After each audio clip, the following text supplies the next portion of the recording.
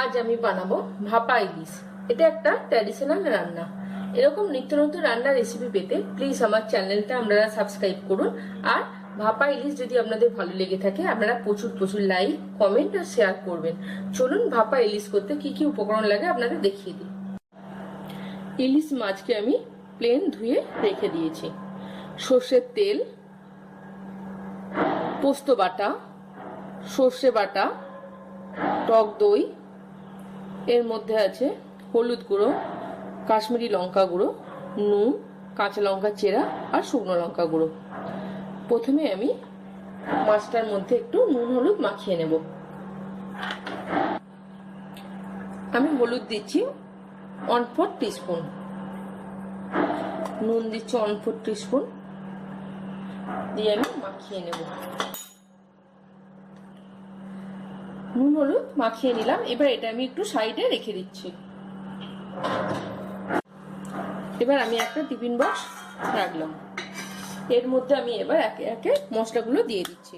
প্রথমে দিয়ে দিচ্ছি আমি সর্ষে বাটা। সর্ষে বাটা আমি দিয়ে দিচ্ছি 3 টেবিল স্পুন।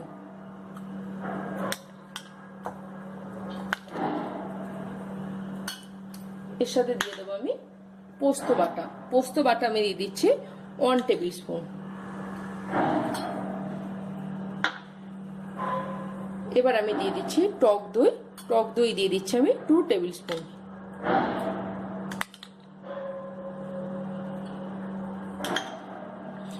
এবার আমি দিয়ে দেব মশলাগুলো। মশলার মধ্যে প্রথমে আমি দিয়ে দিচ্ছি কাশ্মীরি লঙ্কা গুঁড়ো 1 টিস্পুন। কাশ্মীরি লঙ্কা গুঁড়ো দেওয়ার পর 1/2 টিস্পুন হলুদ গুঁড়ো দিয়ে দিলাম।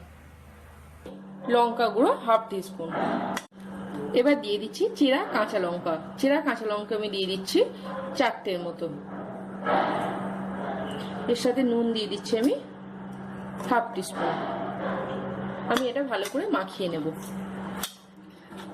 এটা ভালো করে মাখিয়ে নিয়ে আপনাদের একটা কথা বলে দিই, আমি যখন সর্ষেটা পেস্ট করেছিলাম তখন আমি 2টো কাঁচা লঙ্কা একসাথে সর্ষের সাথে পেস্ট করে নিয়েছিলাম। এটা ভালো করে মিক্সড করে নেব। মশলাটা ভালো করে মাখিয়ে নিলাম। এবার আমি সর্ষের তেল দিয়ে দেব। আমি সর্ষের তেল দিয়ে দিচ্ছি এখানে 5 টেবিল স্পুন।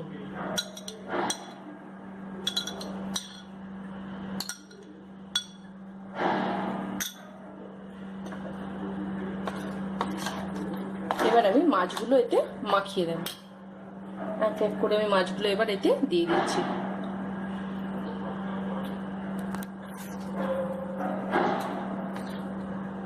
এইভাবে আমি প্রতিটা মাছ দিয়ে মশলাটার মধ্যে মাখিয়ে নেব।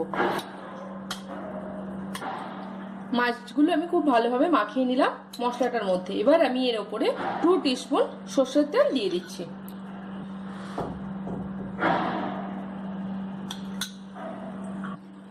তেলটা দেওয়ার পর আমি এবার এটা এইভাবে বন্ধ করে 15 মিনিটের মতো সাইডে রেখে দেব।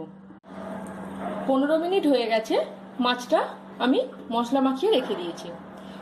এবার গ্যাসটা অন করে দিয়েছি। এর মধ্যে আমি জল দিয়ে দিচ্ছি।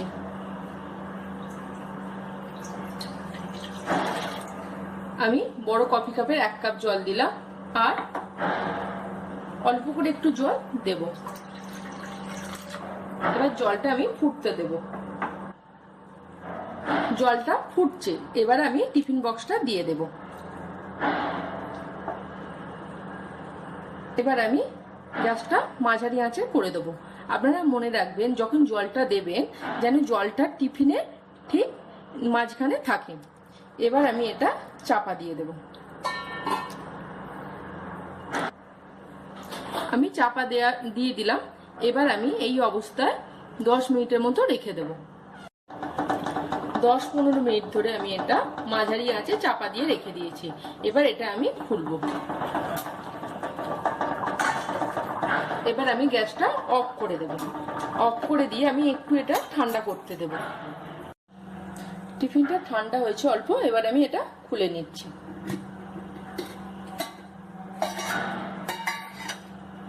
অসাধারণ দেখতে হয়েছে। আমি এবার দেখবো একটু মাছগুলো সেদ্ধটা কিরকম হয়েছে। মাছগুলো খুব ভালো সেদ্ধ হয়ে গেছে। এবার আমি এটা পরিবেশন করব। ভাপা ইলিশ আমার রেডি হয়ে গেছে।